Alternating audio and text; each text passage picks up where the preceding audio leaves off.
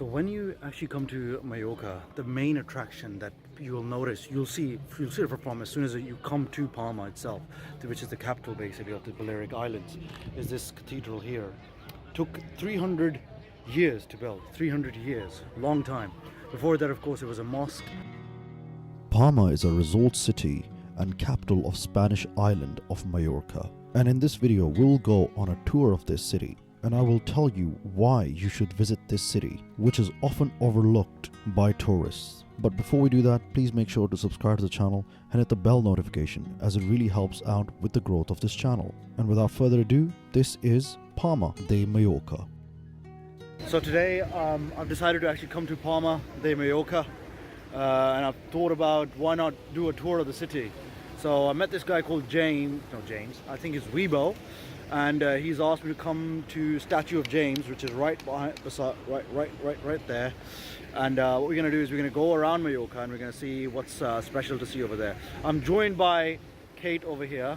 How's it going? Hi. Okay, good, good. And yeah, we'll see how things turn out essentially. And yeah, hopefully you'll like the trip. The monument of King James is situated in the main square of Palma. This is where all the buses and train stops are located. Therefore, any tours of the island and transportation around different cities starts at this point. You'll find many good cafes, hotels and restaurants in this area. So this place was actually built in 123 BC basically. Romans had this area for a while, and then this place was captured or taken by an Arab leader, I can't remember who, in 902 AD.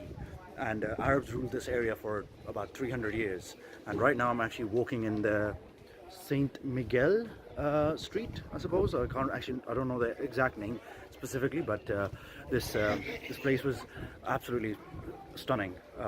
And what they've done is the city itself was lowered down, so they built on top of it when King James came in 1229 and defeated the Arabs and the pirates, as they would call it, and conquered this area, taken over this area specifically, and yeah, just basically that's where it started.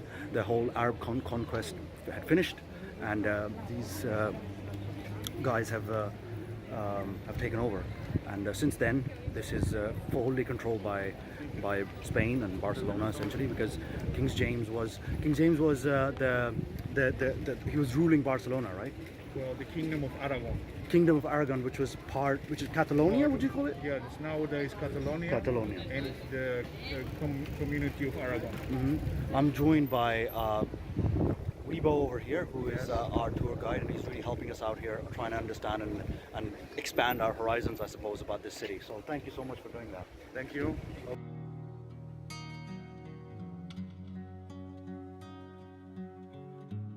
Most tourists that come to Mallorca come here for the beaches and the holiday destinations. They often overlook this capital city of this island, which is quite disappointing, as this city has so much to offer. From history to culture, this city holds many special events, holiday concerts and tributes. And it was King James I to establish this city in what was called the Conquest of Mallorca, where the king officially declared this city to be Catholic. And he did that by defeating the Muslims from Medina.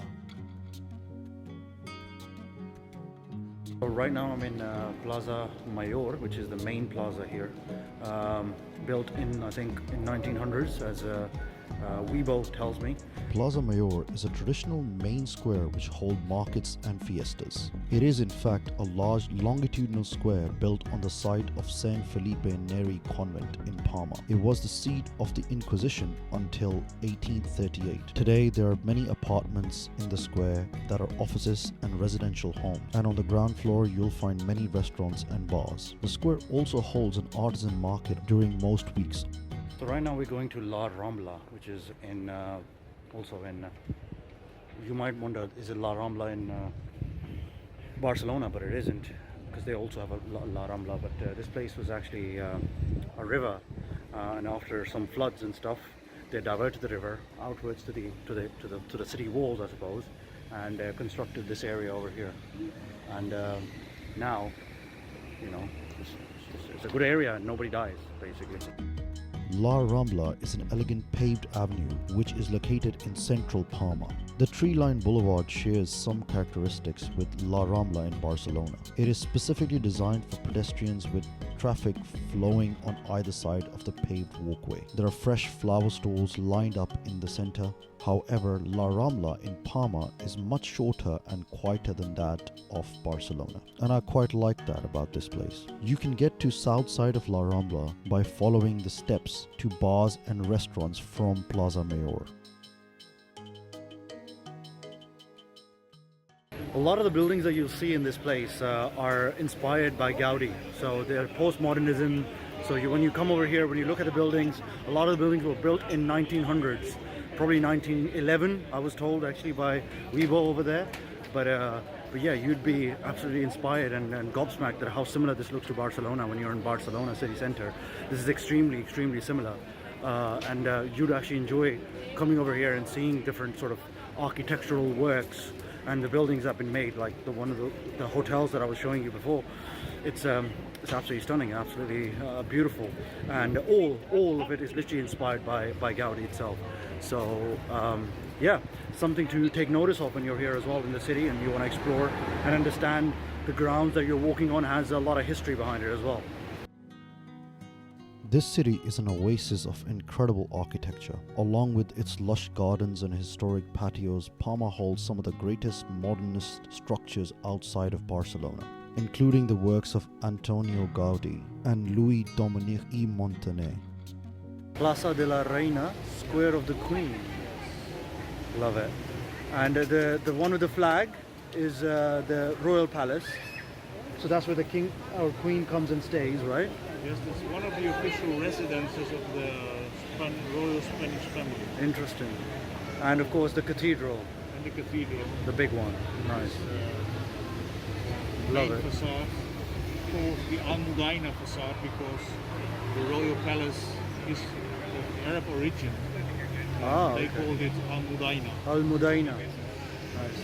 Palma, like Barcelona, underwent massive social change in the late 1800s. And while Mallorca's industrialization wasn't as pervasive as Catalonia's, the island's economy benefited from a lucrative trade in citrus products. You see here in front is a palace which was in the past belonged to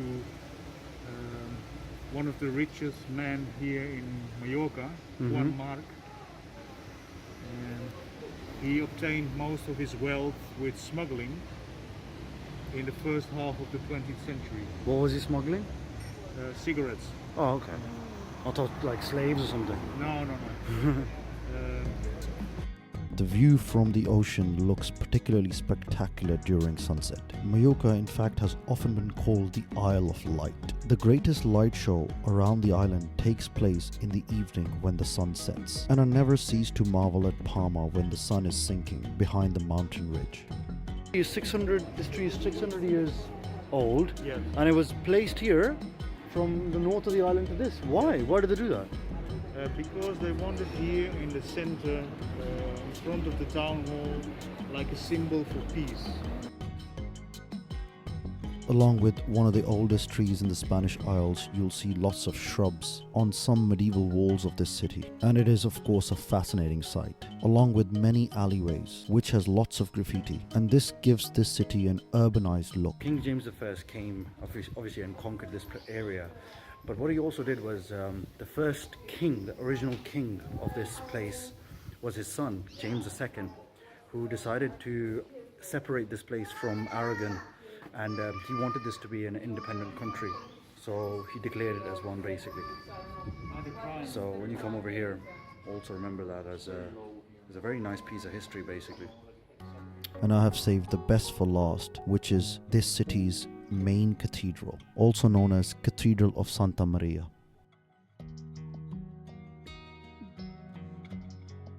It's named the Almoina portal, which is the portal of the alms.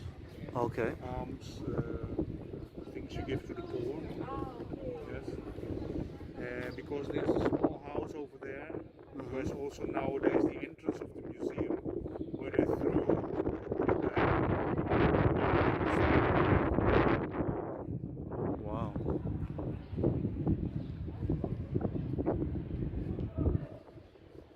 It is in fact the only Gothic architectural marvel of this city. It was built by the Crown of Aragon on the site of a mosque once it was conquered from the Muslims.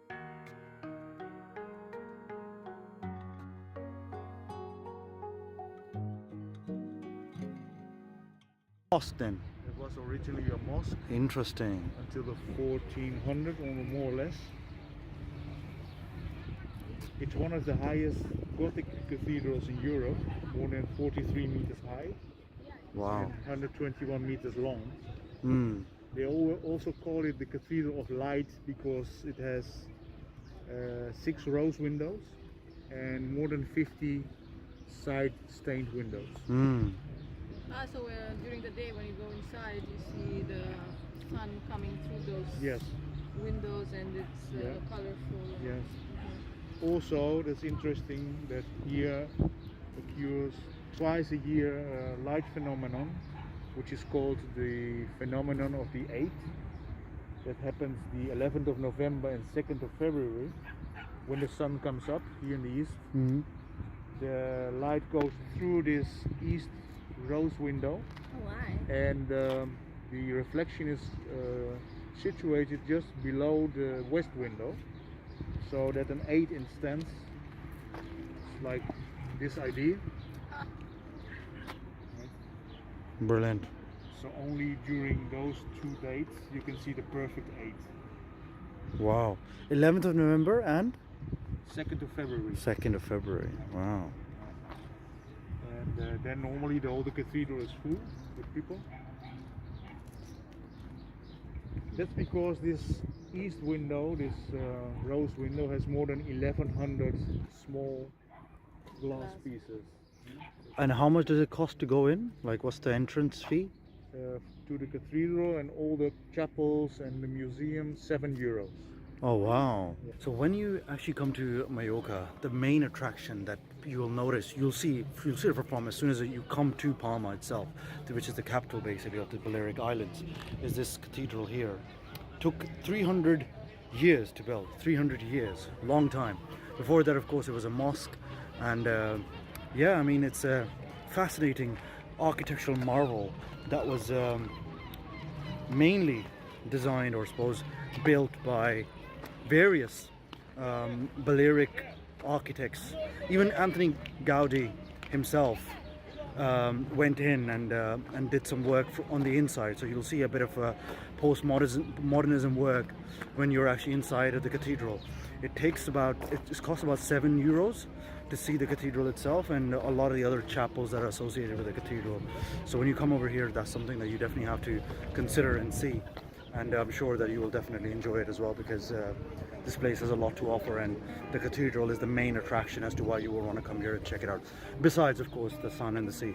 On a side note, guys, try this black paella. It was one of the most delicious paellas I've ever tried in my whole life. Also, don't just stand outside and look at the buildings, actually go inside and explore the marvelous architecture that they have to show. I will also put a link in the description for any of the tours that are happening in the city. And I would definitely recommend that you guys should check them out, as they are quite an enlightening experience and gives a true insight of the city and what it has to offer. And I'm sure you guys are quite familiar with Palma's nightlife. So after a day of exploring and trying that delicious paella for lunch, it was time to head out to check this city's nightlife. The bustling capital of Balearic Islands has a vibrant community that enjoys a year-round buoyant social life, which is made up of locals and expats. So all in all, to me, Mallorca is the best city in the Balearic Islands. So check this place out, and thank you so much for watching, and I'll see you in the next one. Take care.